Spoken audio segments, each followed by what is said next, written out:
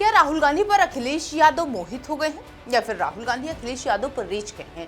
क्योंकि इन दिनों संसद या उसके पास से जो तस्वीरें निकलकर सामने आ रही हैं वो इससे जन्म दे रही हैं सवालों को। वो सवालों की हिलोरी मार रही हैं। क्या अखिलेश यादव ने राहुल गांधी के नाम का पल्लू पकड़ लिया? कहा जाता है कि सावन का महीना अक्सर मिलन का संदेश देता है। क्या संसद की तस्वीरें भी कुछ ऐसी ही सियासी कहानी कह रही हैं? जैसे सावन आते ही सूखी धरती पर हरियाली छा जाते हैं, वैसे ही इन दिनों अखिलेश और राहुल की सियासत में भी नजदीकियां और दूरियां हरियाली दिखी जा रही है। क्योंकि बीते दिन से ही कॉकरोच जनता पार्टी जंतर मंतर पर मुद्दा इसका चल रहा था, उसको लेकर के प्रदर्शन कर रही थी। उधर दूसरी तरफ कांग्रेस पहले से ही इन मुद्दों को उठाती हुई नजर आई है, लेकिन उसके बाद भी जो कुछ हुआ उसने सबको हैरान करके रख दिया। अभी तक उठ रहे सवालों पर या तो कहें कि पूर्ण विराम लग गया है या फिर कहें कि मामला अब अलग मोड़ ले चुका है। यह हम नहीं कह रहे हैं, ये हो रहा है सड़क पर भी और संसद में भी। अभी तक कांग्रेस के साथ सपा को छोड़कर कोई भी ऐसी रीजनल पार्टी नहीं थी जो इतनी प्रमुखता से राहुल गांधी के साथ नजर आ रही थी, लेकिन अखिलेश थे जो अभी तक राहुल गांधी के कदम से कदम मिलाकर चल रहे थे।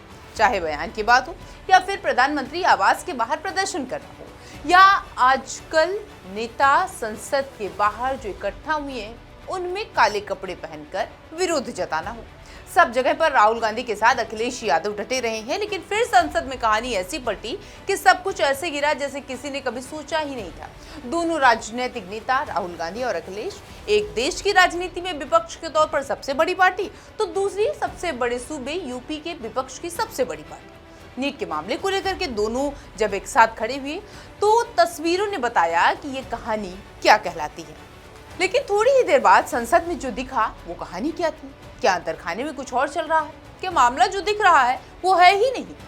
इसको तो हम आपको बताएंगे, लेकिन उससे पहले हम आपको ये बताते हैं कि अखिलेश ने आखिर ऐसा क्यों किया जो तस्वीरें बीते दिन आई, और इसके पीछे की कहानी क्या है। दरअसल विपक्षी एकजुटता का संदेश इसके जरिए देने की कोशिश की जा रही है, जैसे छात्रों, किसानों या बाकी के विषयों पर साथ खड़े होकर भाजपा के खिलाफ एक संयुक्त विपक्ष की छवि पेश करना है। इसके साथ ही इंडिया गठबंधन को एक्टिव रखना है, मतलब लोकसभा चुनाव के बाद भी गठबंधन के प्रमुख दलों के बीच में समन्वय और राजनीतिक संदेश बनाए रखना है। और इसके बाद सबसे मजबूत मुद्दा आता है वोट बैंक को साधना। उत्तर प्रदेश जैसे अहम राज्य में कांग्रेस और सपा दोनों अपने समर्थकों को ये संदेश देना चाहती है कि वो बड़े मुद्दों पर साथ है।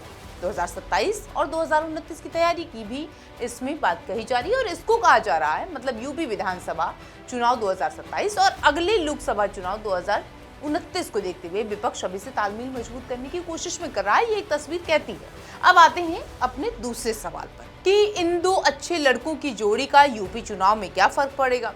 तो अखिलेश यादव और राहुल गांधी का नीट और छात्र आंदोलन जैसे मुद्दों पर एक साथ दिखना उत्तर प्रदेश की राजनीति में राजनीतिक संदेश जरूर देता है। यूपी में इसका असर 3 स्तरों पर देखा जा सकता है। उनमें से पहला है विपक्षी एकजुटता का संदेश देना। कांग्रेस और सपा ये दिखाना चाहती है कि वो छात्रों, युवाओं और किसानों के मुद्दे पर साथ। दूसरा, युवा वोटरों तक पहुंचना। नीट पेपर लीक और बेरोजगारी जैसे मुद्दे बड़ी संख्या में युवाओं से जुड़े हुए हैं, इसीलिए दोनों दल एक दूसरे पर मुद्दों को साथ लेकर के चलने की बात करते हैं।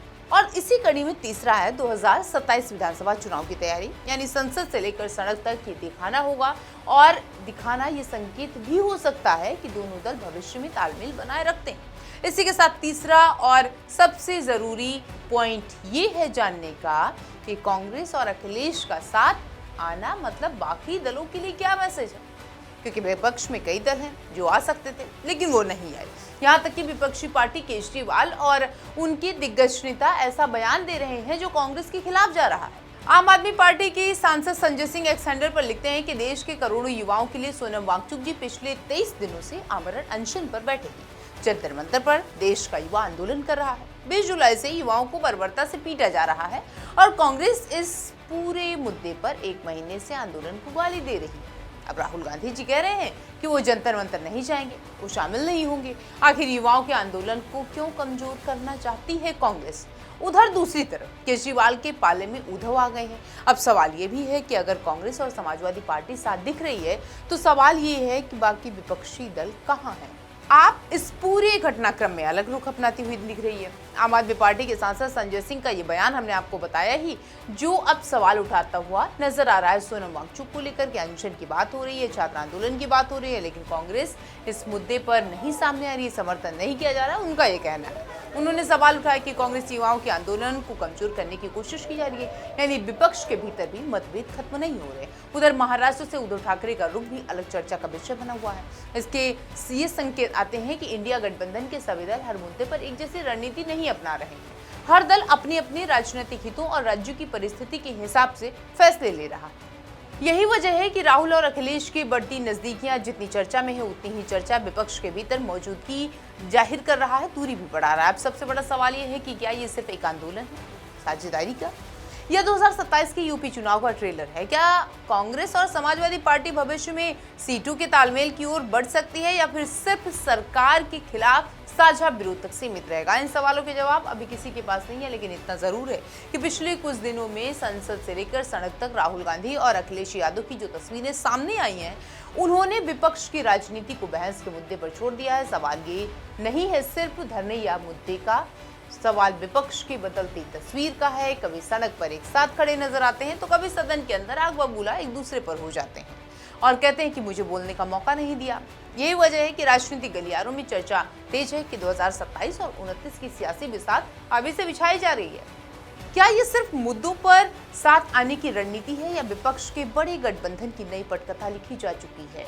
क्या अखिलेश यादव विपक्ष की राजनीति में राहुल गांधी के सबसे भरोसेमंद साथी बनकर सामने आएंगे, या फिर मौजूदा मुद्दों पर साझा विरोध की तस्वीर है? इन जवाबों के सवाल आने वाला वक्त देगा, लेकिन फिलहाल संसद से सड़क तक दोनों नेताओं की बढ़ती सियासी केमिस्ट्री चर्चा का विषय बनी हुई है।